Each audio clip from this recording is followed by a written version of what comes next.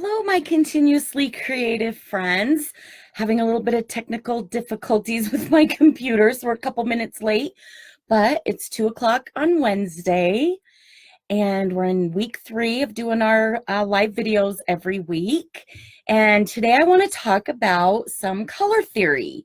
So last week, I showed you a quilt that I was picking out some fabrics for and talked about different ideas for picking out fabrics for your quilt. And I told you this week we would talk about some actual color theory.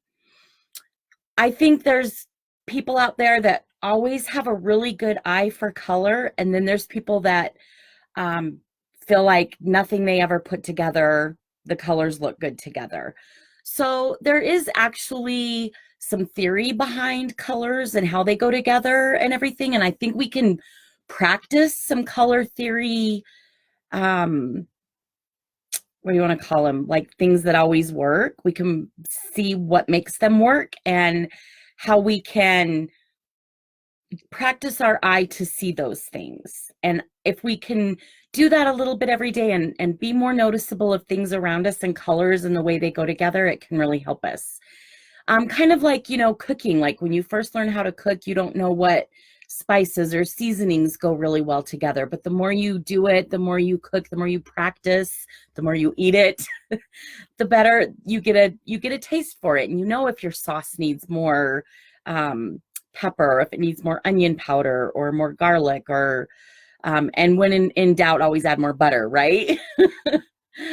So I think we can apply that to our color eye as well. We can learn how to train our eye to pick out colors and things, how things go together, and what causes us to feel like those colors have a calming effect, or that they just look good together. So the very first thing you want to start out with is a good color wheel. And the color wheel was first, invented or came up with back in like the 1600s by Isaac Newton. So it's an old tested, I know you've seen these around before. You probably learned about them in school, even as early as like elementary school in art class and whatnot. So there's a lot of good color wheels out there. This is one that I got from a gal's blog. Her name is Shannon Brinkley, 2 N's in Shannon and a Ley in Brinkley. And she offers this as a free download. And I just thought it was a really good take on the color wheel. So you want to get a really good printout of a color wheel to start kind of training our eye for the different colors. So if you remember from when you very first learned the color wheel or about color, there's 3 primary colors. There's blue, yellow, and red. And those 3 colors make every other single color that there is. So you can't combine any colors to make blue. You can't combine any colors to make a red or yellow. Those are just your primary colors. And then you mixing those together is what is going to give you the other colors. So you can see on the wheel that they're kind of in a 3 in a triangle across. So blue at the top, the red, and then the yellow. So this is a really good color wheel because it shows how those colors combine to make your next colors. So the next colors, the primary colors, then your next are the blue, yellow, red. Then the next colors are called secondary colors. So those are the colors in between. So you have blue and yellow, and right in between is the green, the blue and the red, and right in between is going to be purple, and then red and yellow, and right in between is going to be orange. So those are secondary colors. But then you also have what's called tertiary colors, so like the third colors. So they're the ones in between the secondary and the primary. Okay, so that's your main color scheme. You can get, also if you do download that color wheel from Shannon, you get this one as well. This one's called the 24 color wheel because it breaks it down even more. So, if you have blue, green, or green, blue, or red, orange, or orange, red. So just getting an eye for what those different colors are. And then the other thing that I really like about looking at a color wheel is, hi guys, I'm back. Was having some internet issues, so I decided I'm going to just record this, and then when I can figure out what's going on with my internet, I will go ahead and post this video because I really want to finish talking about our color theory. So I started to tell you about the color wheel. We talked about that a little bit, so I'm just going to kind of pick back up there. If you're trying to become better at picking out colors and figuring out what colors go together, it's a really good idea to print one of these off and have it available. So we talked about the primary colors, the secondary colors, which are the colors you get when you mix the primary colors, and then the tertiary colors are the colors you get when you mix the secondary colors. So that's where we were at. I was getting ready to talk about shade, pure, like the pure hue, the shades, the tints, and tones. Okay, so that's the next thing. So you can see on the color wheel how it goes from the dark into the light. So this medium one kind of in the middle, that's your pure hue. Like that's true red, true magenta, true blue. Okay, those are the true hues. If you add black to your color, then that is your shade of your color. So of course, obviously that's going to make a darker color. And then if you add white, depending on how much white you add, it's going to lighten it up, and that's a tint to the color. Now, a tone is if you add gray. So that's if you're going to add some, basically black and white, right, is gray. So that'll give you even more color ranges. So anyway, that's the color wheel. So really good idea to get yourself one of those and become familiar with it, because then we can move on from there to color harmonies, right? Like how the colors, just like in music, when you harmonize, you've got different notes that come together that make a really pretty sound.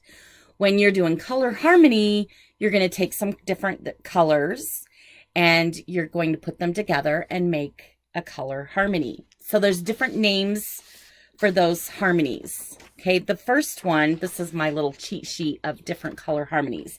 And this I got off a website called Wide Walls.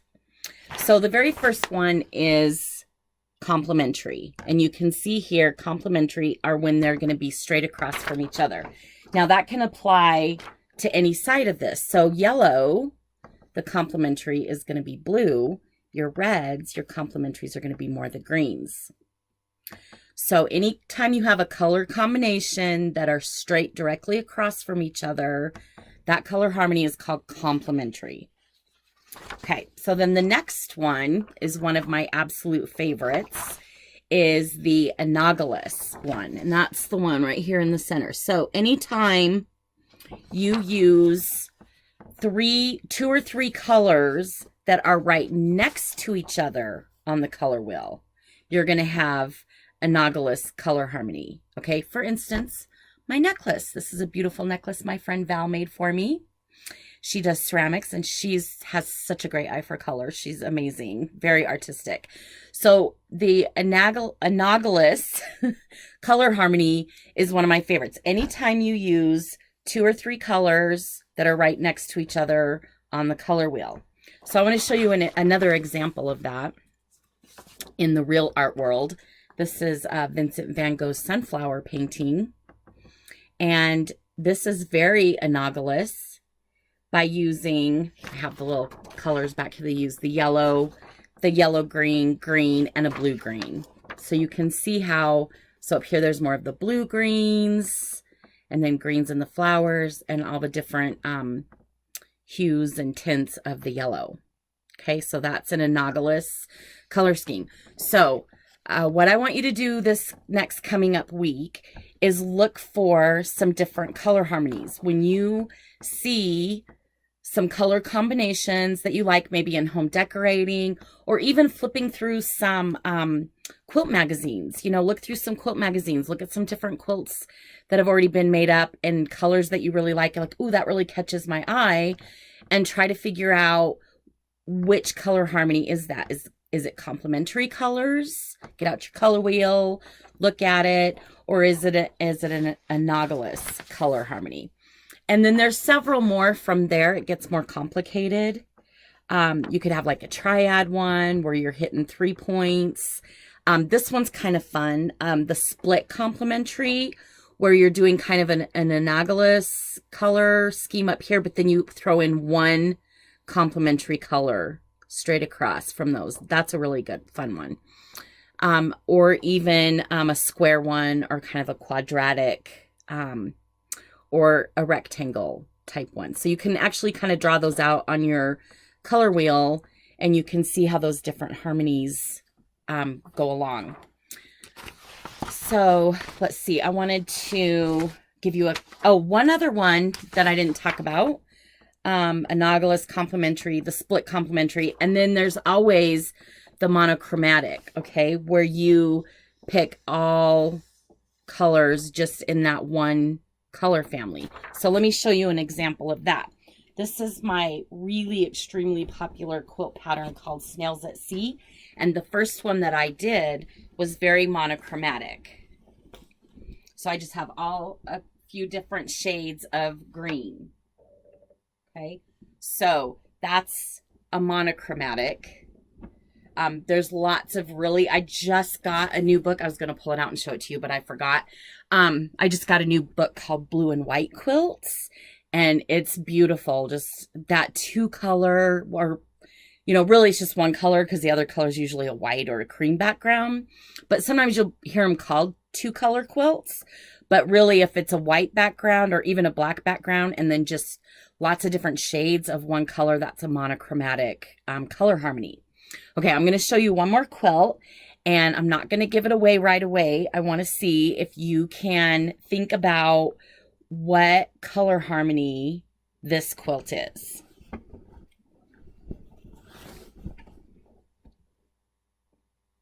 This is my Gracie quilt pattern that I wrote, and I originally did it in reds and turquoise. And then I fell in love with this color combo of navy and coral, so I redid this quilt. And let's take a look at the color wheel and see if we can figure out which color harmony that is. So looking at the color wheel, I have blue, a very dark shade of blue, the navy, right? It's even darker than that, so it has more black added to it. So I have the navy blue, and what is that coral? Kind of a orange, pinky red, orange. So kind of down here in this area. So that's going to be a complementary color harmony in that quilt. So I hope that helps. Like I said, I think having, looking at things on purpose, trying to figure out what their color combination is and how that fits in on the color wheel will really help you start training your eye to become more aware of that and be more like one of those people that has a good eye for color.